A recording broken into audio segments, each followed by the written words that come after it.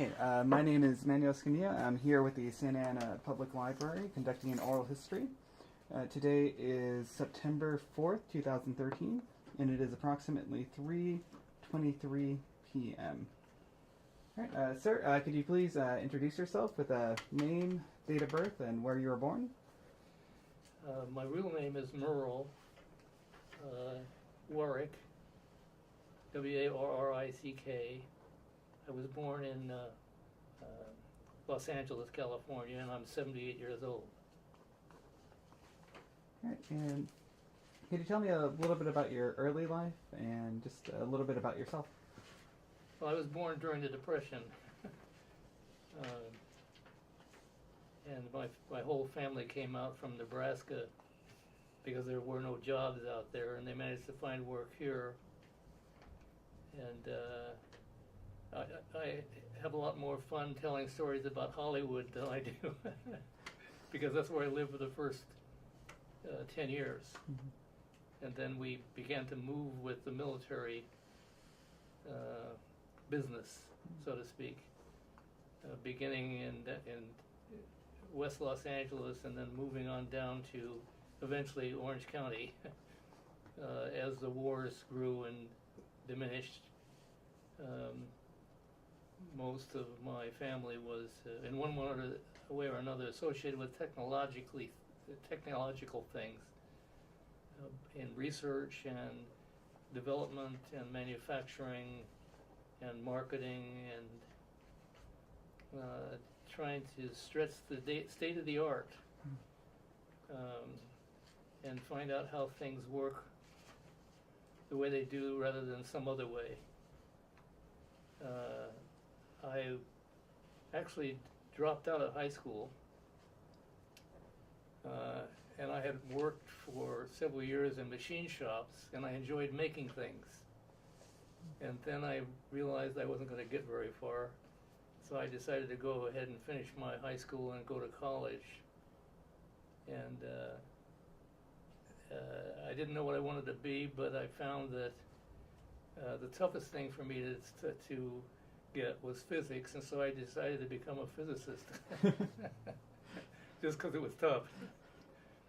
And 5 years later, found myself on the staff at California Institute of Technology in Pasadena,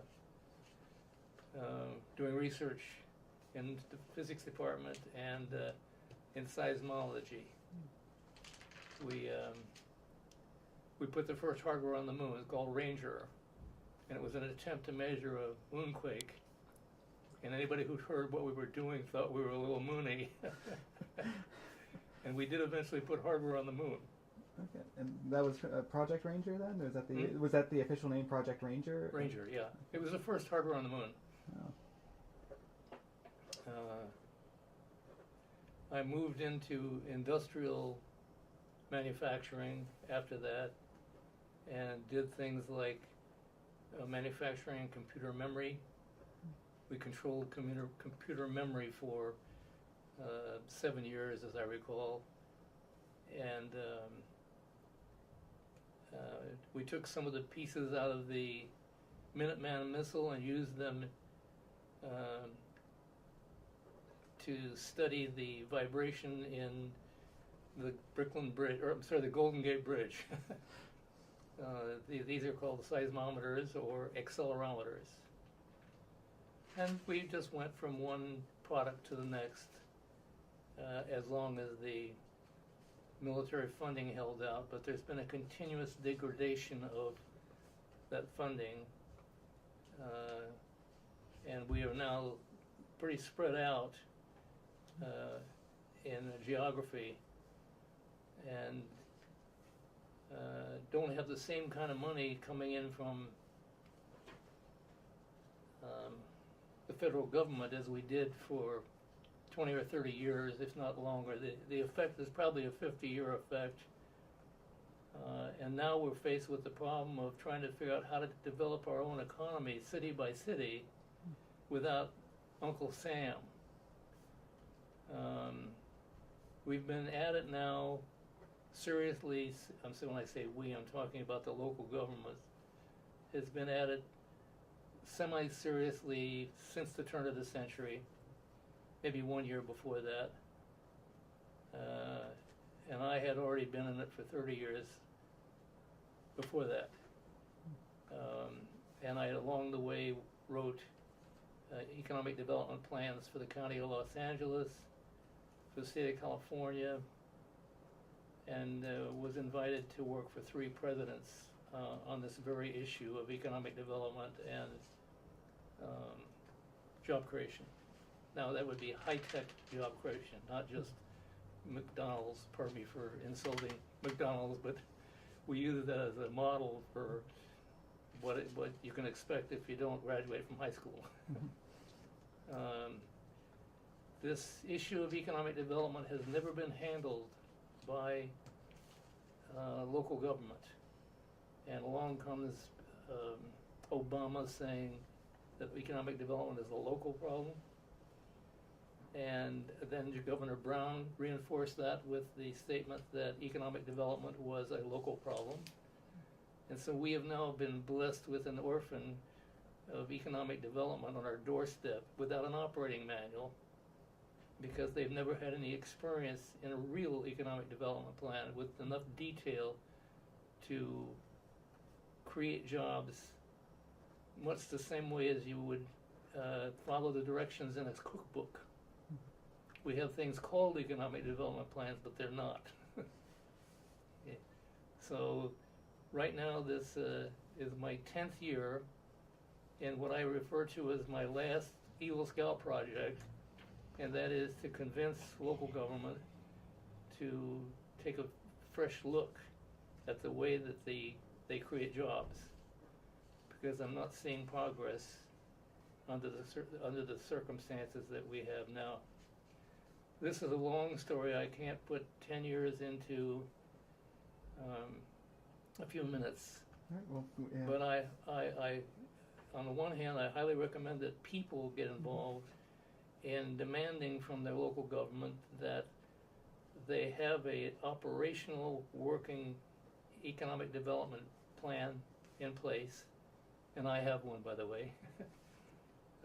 And it has to be proven, and mine is. I lost my train of thought.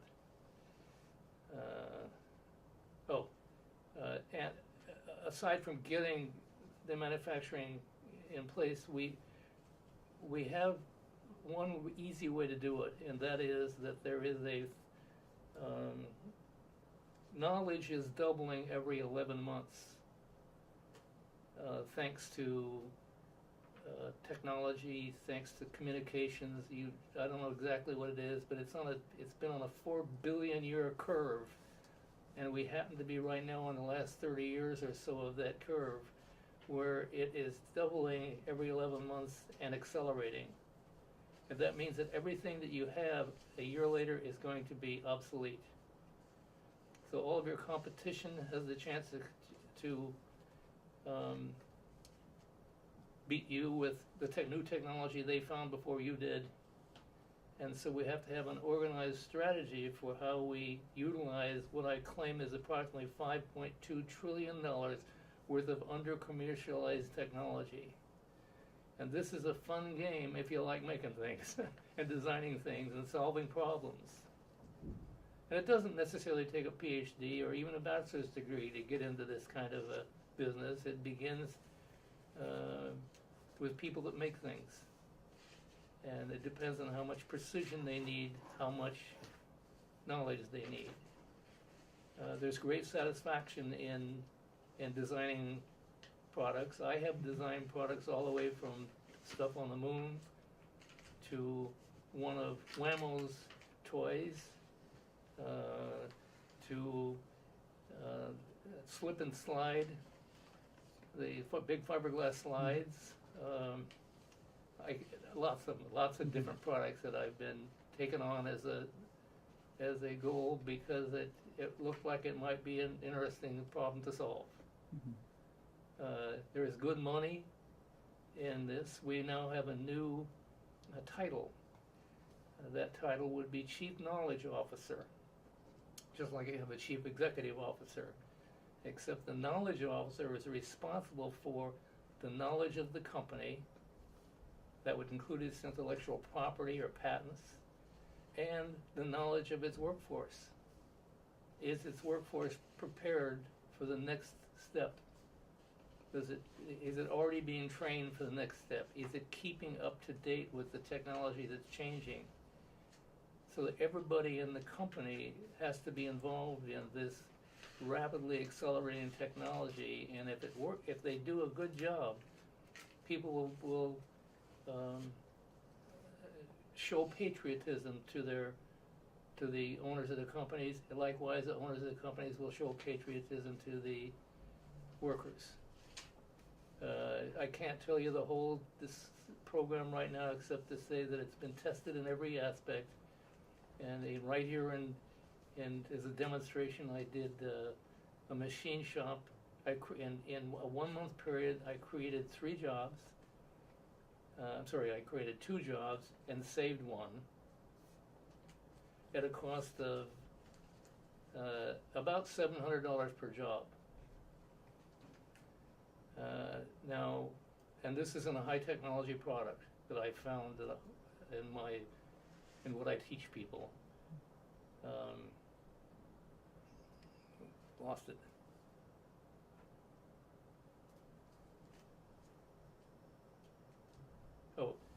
$600. It would be about $600 per job, as opposed to the current cost of the Workforce Investment Act program, which is running about $9,000 to $12,000 per job, and the President's program, which is running over $1 million per job. And the only thing keeping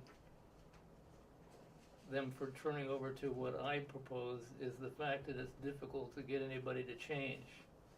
And yet there are 100 countries that are doing exactly what I'm talking about. And one of the reasons I ended up in the Soviet Union was because they wanted to know about this. And as did China, as did Taiwan. I have not done that work, but everybody has an interest in it that has a large company. We have to get down to the smaller companies. Any questions? Yeah. Well, when you were mentioning that $600 per job, how is that exactly calculated, and what? Wait a minute. When you're counting, when you're saying $600 or $700 per job, as far as the upfront cost to create one, how is that calculated? Wait a minute. I can't hear you. Okay, you had mentioned the $600 or $700 per job. Yes. How do you calculate that? How do you calculate that? Mm-hmm. There is a place called the Deep Web, which is 500 times the size of the internet, but is invisible to Google and Yahoo and other search engines. 500 times the size. It's pretty much the world's technology in one place, which you can get access to if you are willing to spend money for good, sound information. And if you're looking for it for free, you get what you pay for. So that $600 per job turned out to be the computer time necessary to identify the opportunity that would fit their capabilities and to quantify the market, to say this looks to us to be the size of the market and its growth. And it turned out to be titanium ankles and knees and parts of the body, mm-hmm. which looks like it's that whole area of medical requires people that know how to handle exotic materials, and that's called the manufacturing industry. Mm-hmm. So biotech and things like that are very good places to be in. Is that covered? Yeah, that does actually. Now, with the emphasis that you've had on manufacturing so far, what do you think is being done wrong, and where are those changes that you see that need to happen? Well, I think, and I don't want to cast too much blame here, but when the city looks at its budget its revenues and whatnot, and thinks of it in terms of sales tax. It turns out that in manufacturing there is no sales tax, and so they don't derive money from manufacturing, other than the fact that the people that work in manufacturing are paid $26,000 a year more than those that don't, and turn around and spend that money, and sales tax gets collected on it. You know, the city isn't willing to wait that extra few weeks to get much more money because they don't quite understand that business, and because they've been doing it with sales tax for so long. So they need to change this perspective about the value of manufacturing. Let's face it, it's like a gold mine, except you can put it any place you want. With a gold mine, you got to go find it. With a manufacturer, you can take machinery and move it in for 3,000 miles away and start making parts here where the people are skilled at doing it or willing to go to school to do it. It's much easier to grow an economy. It's the core. It has to be like 15% of the workers of a community have to be in manufacturing in order to have a balanced income growth. That eventually that money that's made in manufacturing and comes in from the outside world goes into the pockets of the people locally, including retail and service. Yeah, have you seen like those specific, I guess that specific amount of short-sightedness or perspective here locally in this city? And would you be able to kind of point to any examples here, or is this from previous experience in Los Angeles and in other areas? I'm sure. Are you talking about the individual companies, or? You said the politicians and the reliance on retail taxes. It's relatively common. If you look at the history of the country, as the railroad was built across the country, every once in a while they had to build a station to water the horses, and that became a city. You know, and a hotel popped up, and somebody discovered gold, and the first thing I know, a city was born, including a sheriff, and but the moment the gold ran out, you can look forward to it either becoming a tourist trap or a ghost town, and they're not obvious when you see them, except that we are seeing a few of them now when you hear about a city going bankrupt. They're all going bankrupt for the same reason. They cost too much, and they can't tax enough to cover the costs that they've given themselves. So they're going to have to solve that problem, and everybody's going to have to give a little bit, but especially they're going to have to give the children a reason to go to school. Because when they find out that there's no jobs, or they find themselves competing with their parents for a job, it takes a lot of hope out of it. We've probably lost a generation of hope, and we're in danger of losing another one. I could go on. Yeah, please do. It's no. We definitely have enough time on for the interview, so you can go into as much detail as you want to. Oh, you can go into as much detail as you want to. We have plenty of time on the interview, so I guess just kind of following that up, because that stuck out, was the losing a generation. What makes you say that we're currently losing a generation? That we're currently engaged in. We're currently losing a generation. Oh, because there's no jobs for them. And you can't just solve the problem. See, if there's no, you might think that if there was no jobs for them, that it would be filled at the education level. But they've solved that problem by charging more money to go to school. No. We no longer foot the bill for it. But as a matter of fact, education is a good return on investment at the right level. At the right level, the government should be investing. It already does invest $100,000 per student to get them through high school. There's nothing wrong with spending another, remember I said $600 to make sure they had the job they want. How did that one go over everybody's head? You got to spend a little bit more to make sure that there's a job, and that hasn't happened. And I haven't seen I've seen a lot of business economic development plans in California. The nearest one I've seen that looks like it works is in Littleton, Colorado, and it costs $11 per citizen for them to grow.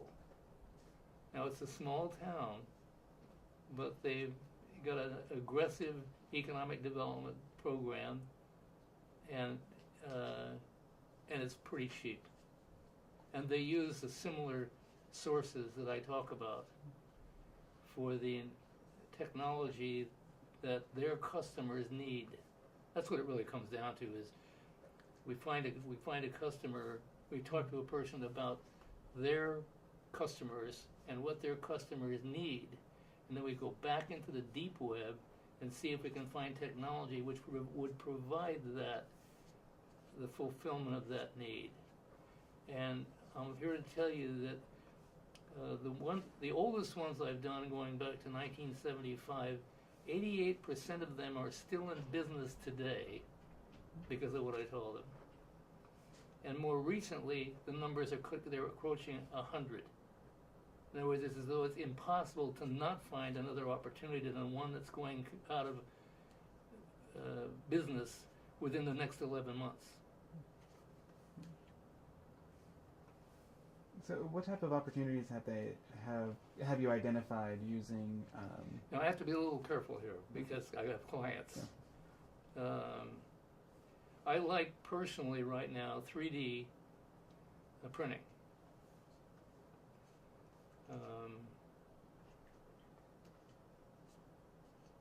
I think miniaturization.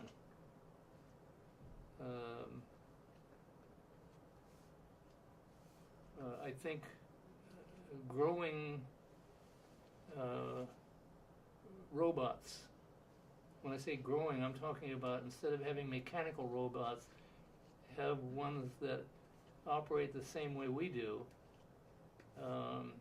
in that they have muscles and fingers and sensing of the order of the same kind of sensing that we have. The only problem we have there is that we may be replaced by robots altogether by 2029. And so I began to wonder about, gee, what should we do about these robots taking away all our jobs? And I think one of the answers is that we must convince them to think of us as pets. Because pets don't have to have a job. And remember, it's not too far-fetched to think in terms of owning 3 or 4 robots and renting them out to other robots. So we might be able to hang on to a few jobs, but it's not my job to figure out how to save everybody. Whereas my job is to make sure that we are at the spear point of what's going on technologically, and so that we last the longest. Now, I want to be careful how I say this, but there's a book out that I believe everybody should read called The Singularity is Near by Ray Kurzweil, who is a noted scientist, futurist. He is now the director of manufacturing for Google, and his prediction is that the last job will happen in 2045. That's not 2029, but some 15 years later, the last job will be gone. And we don't know what's on the other side of 2045. But everybody ought to take off running and trying to solve this problem yesterday.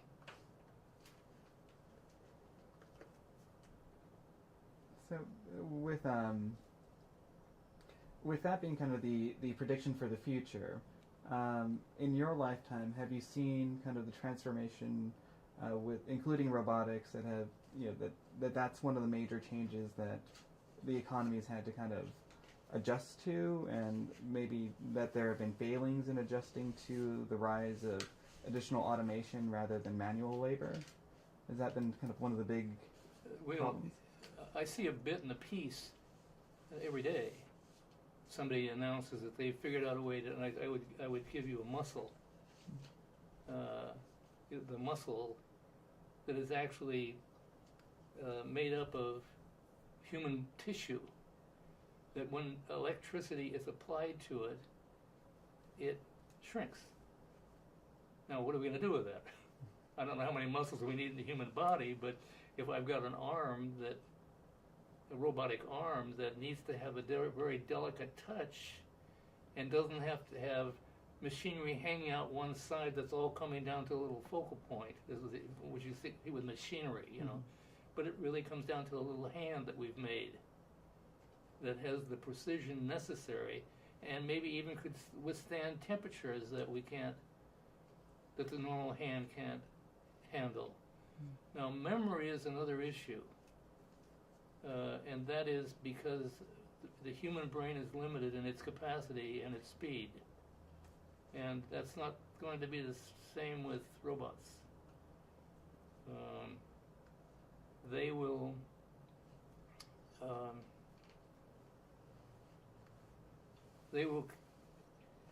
a single robot can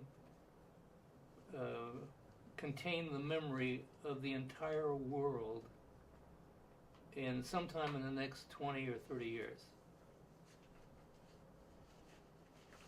So in some regards, we have to sit back and relax, because the things that take the most brain power, they will have taken care of for us.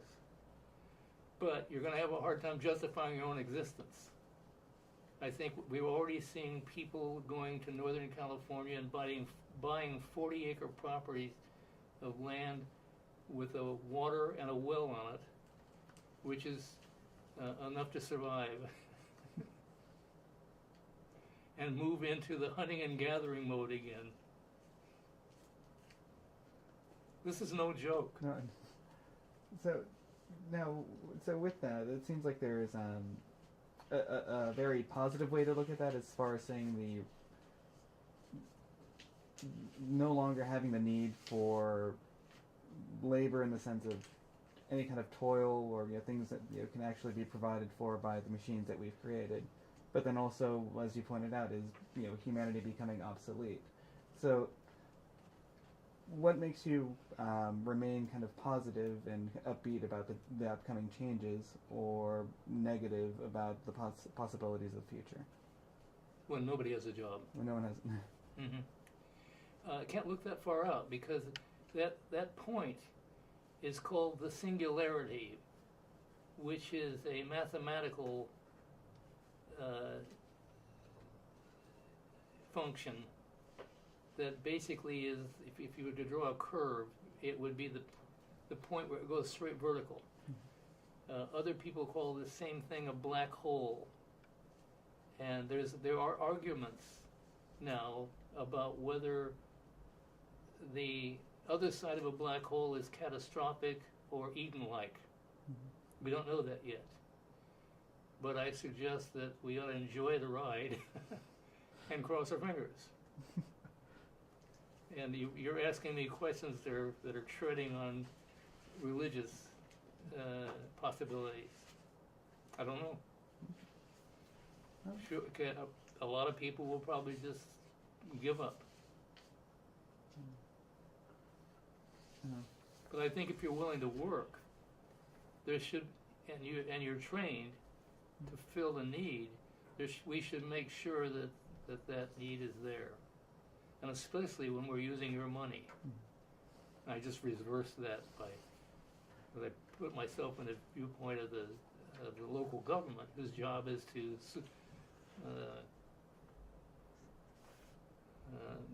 superintend. That's not the word I want.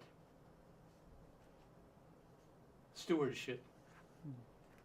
Local government's job is the stewardship of the public's assets.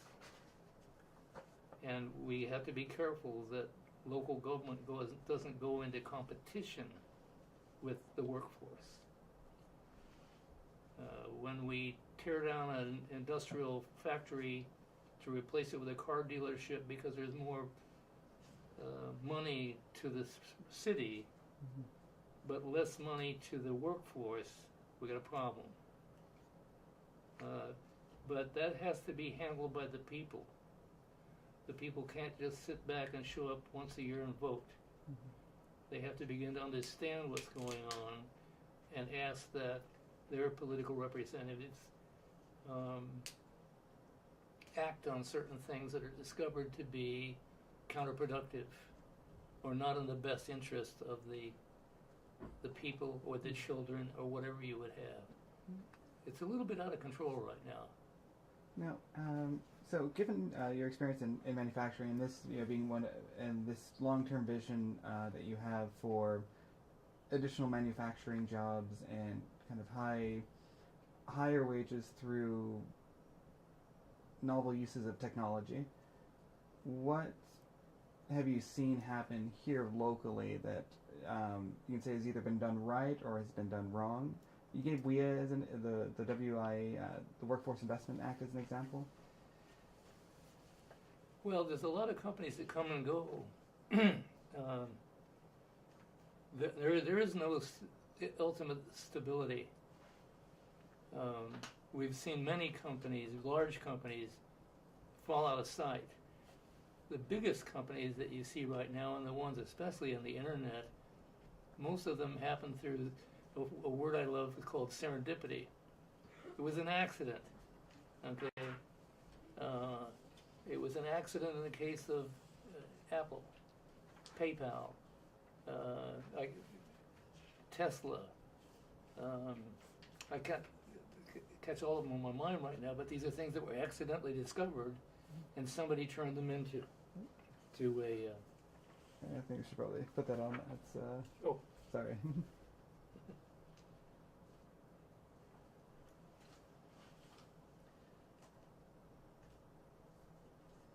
not quite sure what you're trying to do here. Oh, it was actually just like a little paper clip that we just. Okay. I don't want to lose my train of thought.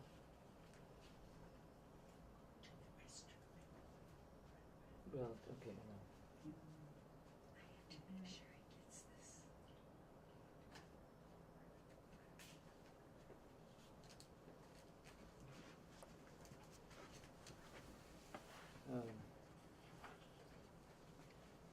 I started to say that far too many companies get where they are accidentally, and it's worked. California's economy has been an accident since 1849 when they discovered gold, and 10 years later they discovered oil, and then it wasn't too long before wars started to come here. And we've been in a war economy for 50 years. That if it wasn't for that money, we wouldn't be here today. Now, I don't like to look forward to killing millions of people in another war in order to keep us going, so I think we're going to have to get a little bit smarter at what we do. But as a matter of fact, we really never have created many things. It's just somebody happened to be, it's almost lottery-like as to who the winner is going to be. Just because they've won once doesn't mean they're going to win again. You don't have to go far to find empty buildings. I don't know if I answered your question or not, but... yeah, partially, because I was just really hoping to see if you could take these larger observations that you're having nationally and globally, but then if you could apply them to any local observations, so things that you've seen either with the manufacturing base here in the city or anything. Well, the secret to success, I was told one time, was to stand in the middle of the road of opportunities and hope to get run over by one of them. I think about all we can do is to optimize the conditions for these serendipitous things to happen and put as little load as possible on the people that are responsible for doing that. I think you ought to take most of the money that costs, most of the money that's laid on manufacturing should disappear, except for things that have to do with safety. Because they're huge participants in the creation of quality jobs. Okay?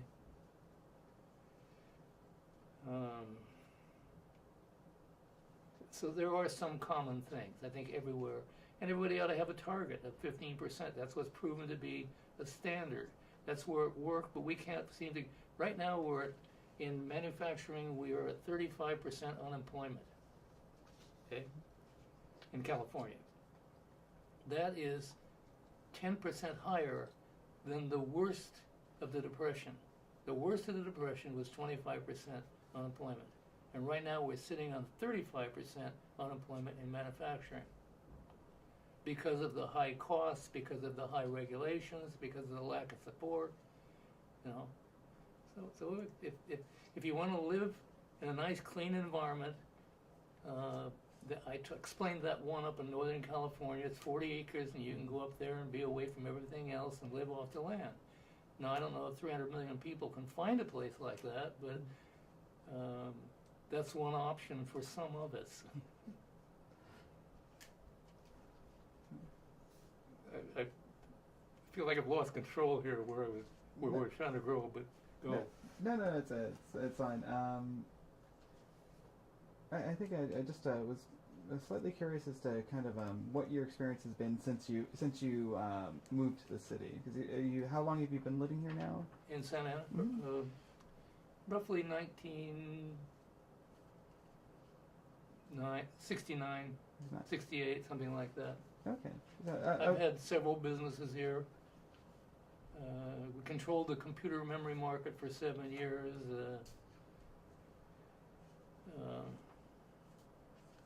Automatic assembly machines, I was in that business. Replacing people. Mm-hmm. Big business. People want sometimes more than their fair share. The bigger the company gets, the more the costs seem to go up. Oh, so with that, could you maybe talk a little bit more about those businesses that you've owned here and what those experiences have been like?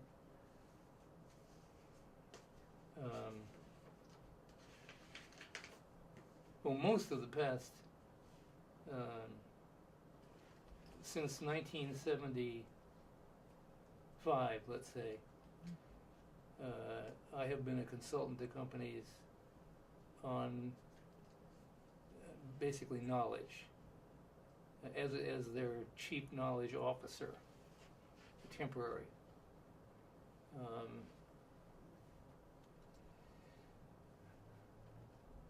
I've spent the last 10 years refining a plan I built in the 70s to see how it would fit into the local community. Who should the players be? And testing those things out. Should the cities have anything to do with this? Should the community college have anything to do with it? Should a university have anything to do with it? And testing each one of them. Any business services organizations which give free services and whatnot, are they actually accomplishing anything? I've been very disappointed in a number of jobs that have been created by any of these organizations.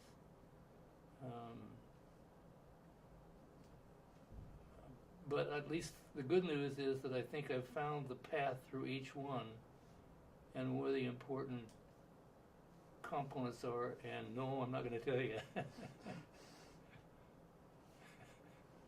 Okay, so let's just say that it works, and no one has the record that I do as far as the number of jobs and the cost per jobs. And anybody who wants to can find the documents in National Technical Information Service that have the results and everything as of 1976. I'm delighted to find out that more than 88% of those companies are still in existence, and I think that proves my theory in the long term.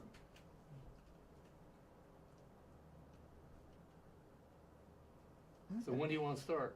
Well, You can start by carrying a picket sign. That's right. So, like, how would Now, yeah, because you talked about people becoming involved. So, how would they become involved in something like this, or um, additional steps for some kind of economic plan for their city? Um,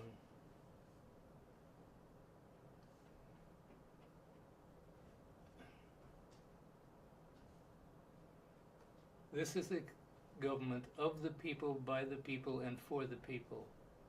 And it's up to the people to stand up and say, we want a real economic development plan. Show it to us. Show us how it works. Show us anybody else who's done it, and show us exactly the number of jobs that it has created. Because they are playing games everywhere. Multiple hires, transfers back and forth between organizations, and rarely do they talk about the number of jobs created, and especially the number of jobs per dollar invested. And I'm trying to be careful about how specific I get at this, but it's going to take, at the local level, task forces that pick a subject which they're uncomfortable with and begin to do research on it, and until they find that they have found a culprit and something that needs to be changed, and then go to their political representative and ask them to investigate this. I want to point out one thing about your representative, and it's a weakness in democracy. The average city council person probably represents 50,000 people. That number has to be smaller, okay? Because you just can't give proper attention, nor is there only one way that those 50,000 people can be made happy, because they're all different ages and stages in life and wealth and whatnot, and we try to shove that into a single life profile is impossible, but they try to do it, okay? Even at the federal level too, very much so. As though we all have the same resources, and we know some have gold and some have oil, and it's entirely different circumstances. So it has to be done at the local level, and it has to be taken over by the people and judged by the people. And there are many talented people in any city that can be called upon to give their opinion. Not just their emotional opinion, but their experienced opinion, and especially business people, because that's what we're really trying to do, is to stay ahead technologically and convert that technology into products with features and benefits that justify the higher cost of being made in the United States of America. That's a good place to stop. Yeah, that's a very nice quote. Okay, and because you had already gone over some of the areas that you thought might be good for future expansion, 3D printing. You said. Okay, one of my favorite subjects. Okay, what should you study? I suggest you begin with your library. Since technology is changing so rapidly, what you know is not as important as what you know how to find out. And frankly, the library is where you go, except there are more and more sophisticated libraries. When you have a billion documents in a single place, or 10 billion. What you can count on, though, when you know where that place is and how it works, is that I find it hard to find a question or to be asked a question that I can't find the answer to. I go through life saying, I'm just watching how the knowledge is growing, so that I'll be ready when somebody asks me a question. Say, sure, I know how to do that, but I didn't know it before they asked the question. So it's then what you should learn is how to find knowledge in a society where knowledge is doubling, and it hasn't taken its foothold yet. A good salary, by the way. Chief knowledge officer in a large company it would be $300,000 a year, and in a company with 200 employees would be $150,000 a year.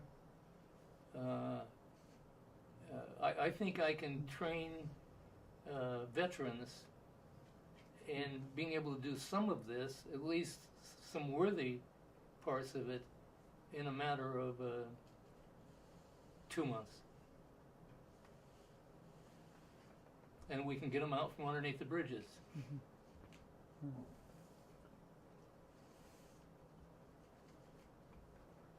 Now, do you have any kind of future plans for getting some of these training sessions or some of these programs piloted around here or in another location? Well, in the case of the deep web, the Singularity. There is now a Singularity University in Silicon Valley, which is managed by Ray Kurzweil and partnered with NASA and Google. But they're training key people who are in the highest level jobs. And I think it costs something like $35,000 to go to it. I think we need to train people at the need level, because you can't find, when you can have all the technology in the world and you don't have any of the needs. Mm-hmm. And yet the companies know where the needs are. So we need to focus on teaching the companies how to do this. You know, I talk about for any problem there is multiple solutions. But solution number 2 is still a loser. Solution number 1 will win every time. So if you limit your look or your investigation to only one university or one state or one NASA, the statistical probability, and remember that's what we said, we're trying to make it so that the probability of success, the larger your geography of search, the more likely you are to be successful. So anybody who starts out with a particular school or state or program is, unless they are the deep web, is destined to be second or worse. You've got to make sure that where you're looking is at the state of the art. And I think what I was reading something, most people go into this with an attitude that if you have 4 strangers in an elevator, that's a team. That gets you started in the world of innovation. Okay. I think that team should be, each person on that team should have a champion.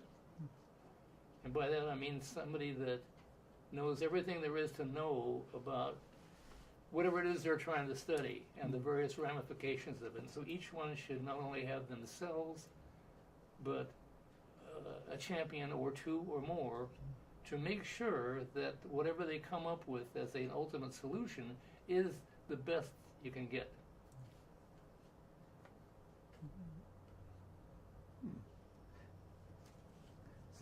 So with that, it's definitely saying, I'm definitely seeing that there's a lot of intergenerational and kind of interpersonal support that goes along beyond just the technological side of it. So how do you create that kind of culture where everyone has a champion or everyone has those kind of networks to tap into? Okay. Champions in general write.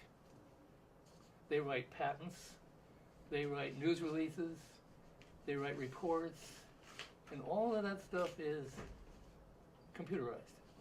You'll find it in any reference library, except that most of the local reference libraries are far too small to cover everything. So you have to go online to the deep web in order to get access. In this case, 900 sets of books. in this one location that I use. I lost my train of thought. I'm sorry. It's okay. I was just with champions and how to kind of create that type of culture. Champions.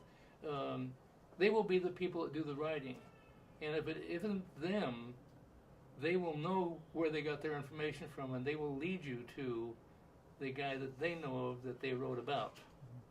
So we have direct ways of finding knowledge, and then we have indirect ways, but there are very few companies that don't advertise their specializations and why they're better than the next guy. Okay, and in the process of doing that, they release valuable information to the intelligence community. and while our intelligence community is doing it, Russia's intelligence committee is doing it. Oh. And 100 other countries. So, a lot of what you've talked about has been about trying to find the value of this exploding amount of knowledge and information that's around us. So, what were your first experiences accessing the deep web and accessing those types of resources that aren't just readily available at the surface level of the internet and of search engines? What was your first experience with the deep web?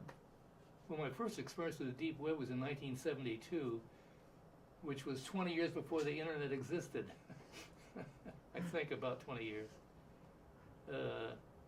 And I can remember saying to myself, this is where it's going, when I first discovered it.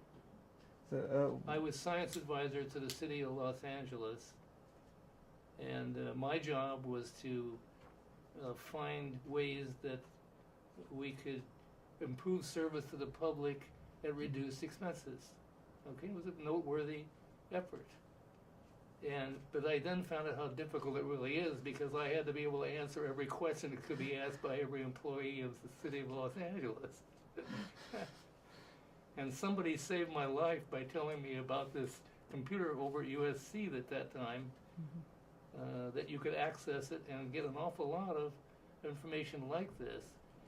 And I remember the transportation department, for instance, asked me what was the best color to paint the lines in the street. You know, the lines on the street, the lane markers. So I went in to the Department of Transportation, which you can readily bring up, and their research. They do we do $200 billion worth of research or something like that every year. I think it's like 200 million. 100 million by the government and 200 million by private industry. But anyway, I found a document of a research project where they had done some research to find out what the color was best. And it didn't have in it the color that was best, but it did have in it the color that was worst. Whatever you do, don't paint it yellow, because you can't see it in the rain in the dark. Now that word still hasn't gotten out.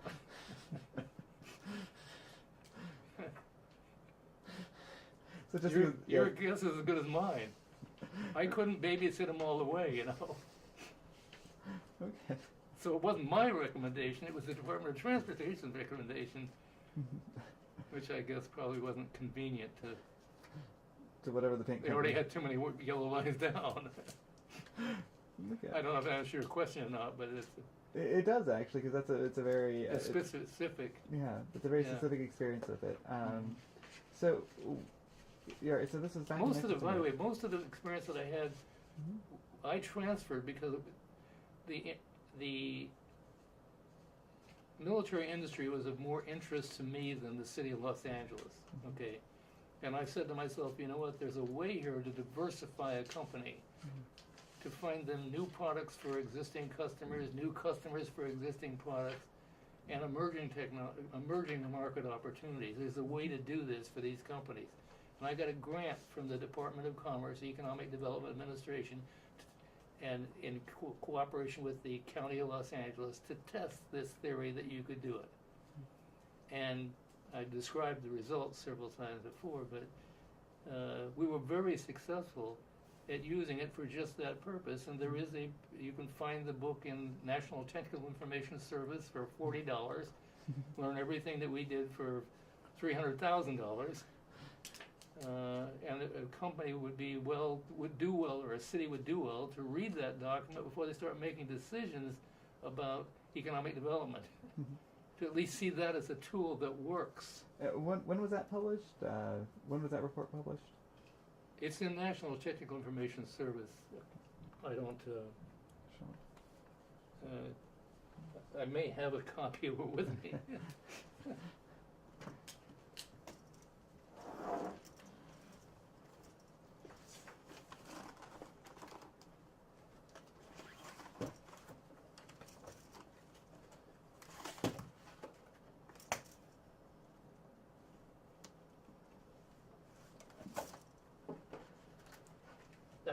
Got lucky.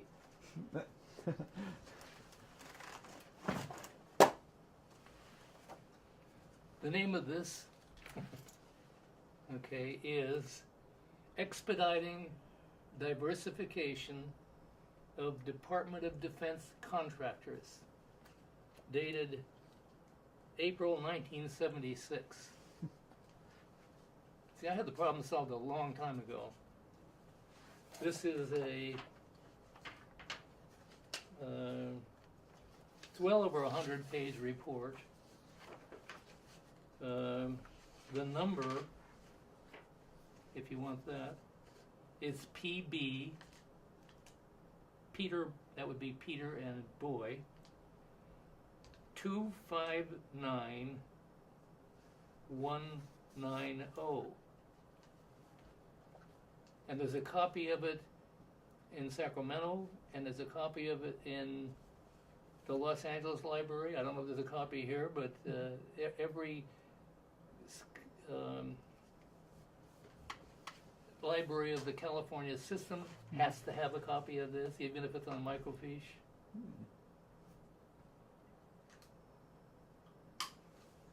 Now, it doesn't tell you everything you need to know, but that's just because it's so hard to write anymore, and especially at the end of the contract.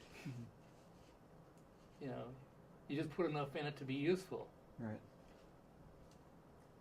So, with that report, was that did that form the basis of your later work, or is it just another one of the many reports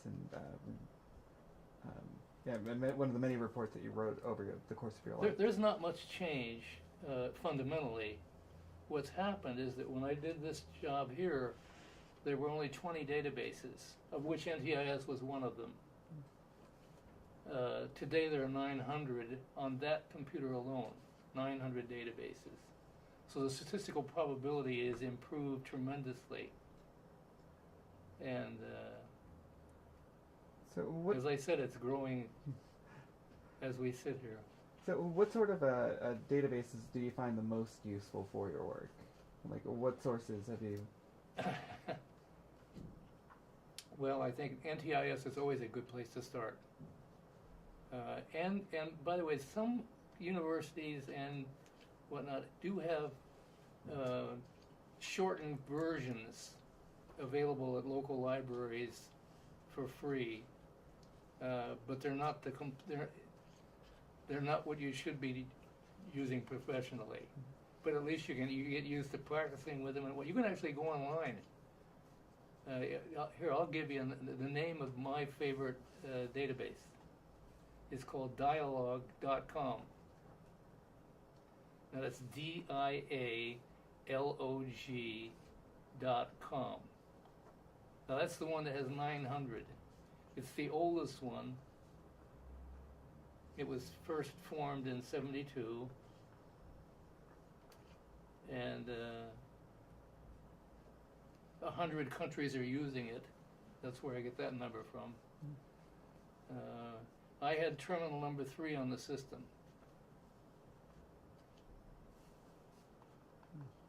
As we reached out and tried to figure out how to use it. And now it has never been more necessary nor more readily available. All right. I guess with that, you also mentioned that the pursuit and knowing how to find information is more important than ever. So as far as do you see that covered at all in any kind of basic education and even at university level education? Well, most universities, and there have been many times when I've used them, rather than maintaining an account, which in the old days you had to pay a minimum, and there's all other kinds of ways to stop you from doing this.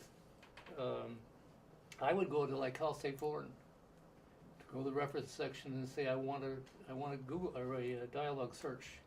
And they knew exactly what I was talking about. It prints out the cost at the end of the search, and they hand you the bill, and you pay them for the search. Now that's pretty. You don't have to know much about how to run it in order to be successful. But the more time you spend using it, the more likely you are to find a better answer. And boy, like I say, second place is also ran. You want to make sure you've got the best. So, I guess, is there anything else that you want to cover that you think would be important to kind of note about the last or the experiences that you've had in your lifetime and kind of what you see coming in the future? Well, I want to close by saying that I don't want people to be afraid of this. It's a challenge. I don't know if it's as big a challenge as the World War II was, but it's a big challenge, and it can't be ignored. And there are some rewards that you can look forward to, and perhaps as we get moving further along and understand more about the nature of the human body and thinking and who knows what else. It's amazing what happens every day. We'll get a better picture of where we will be in the next 10 years and so on and so on. So I want to alarm people. They have to go to work and solve this problem and participate in it, and participate it in with the local government. And start yesterday. Because if you don't, I don't like what. If you do nothing, I don't like. You won't like the results.